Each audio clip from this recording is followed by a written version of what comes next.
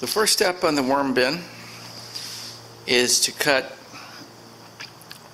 4 boards that are roughly 2 foot long, and they have to be exact. Now, we went to the Home Depot yesterday and found these 2 by 10 inch pine boards that were 12 feet long. They didn't have any 8 footers, so we had them cut the 12-foot boards into 4-foot lengths, but they're not exactly 4 foot.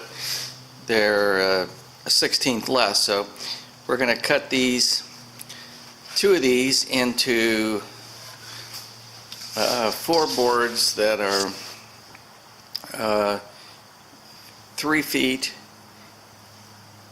11 7/8 inch, and that'll be our wide siding, or wide sides. This is the morning after we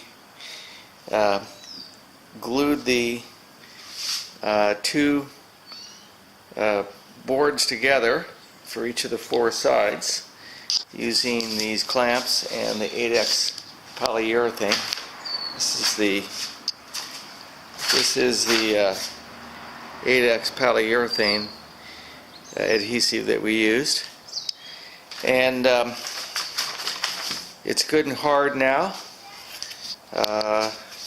These over here are the width side. These are the sharp 2-footers, and we've cut the flashing off and put on the adhesive, the black flashing adhesive, and then nailed that on with the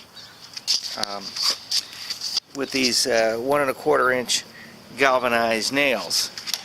Now you can see here that there's a space on the top, because this here is 20 inches long, and these 2 boards together are only about 18.5. So the extra 1.5 will be for the lip that we'll put around the top. I put 1 row of nails down the middle on each one of these. So here's the flashing over here that we're using. It's 20-inch flashing, galvanized metal. And that's now ready for the next step, which is to assemble this into the box.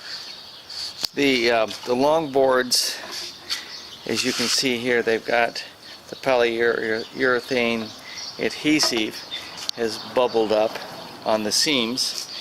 So I'm going to need to plane these down on the, you can see there how that looks. Now on the back side, where it was on the ground, it's not quite as bad. The paper's adhered to that, so I'll still have to plane that down. I'll cut that off with a blade and then plane it. Alright, I've got the sides all sanded down, removed the excess caulk. These right here have been planed. Everything on the outside and inside has been planed to make it smooth. I made sure that there were no edges sticking out on the metal here on the ends, so everything fits in there nice. There are going to be some gaps. I've got it clamped together, not super tight, but I've got it clamped together pretty tight. And there's going to be some gaps in the middle, like right there where you can see the light coming through. Particularly bad. Not too bad over here, but we'll have to fill those gaps in. That's not going to be a problem. Of course, we're going to have corner flashing in here that will take care of the gaps on the inside. Now I've drawn lines up and down here where they're in place, where it's in place, and now I'm going to go ahead and cut off the lengthwise metal and glue that on, and then after that we'll put the adhesive here for these corners and screw them in tight and use the staple gun and make sure it's a very tight fit.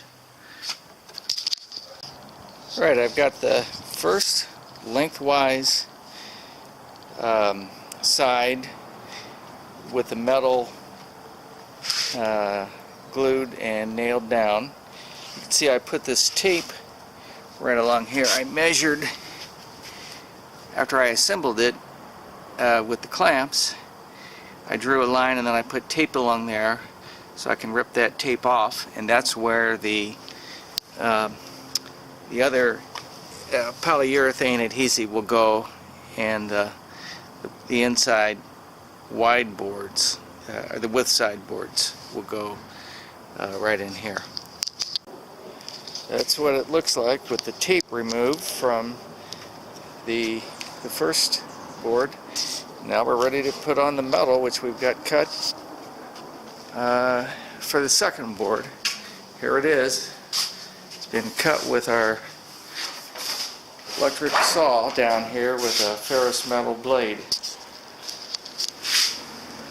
That's our rigid circular saw.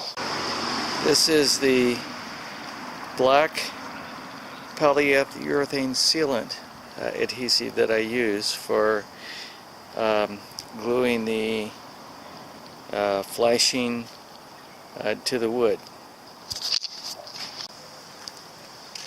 Okay, we've got the metal all fastened with adhesives along all the sides, all the black flashing adhesive, and we've got it partially assembled with the clamps. Now the next step is to use the polyurethane 8X adhesive and screws and the staple gun to hold it into place.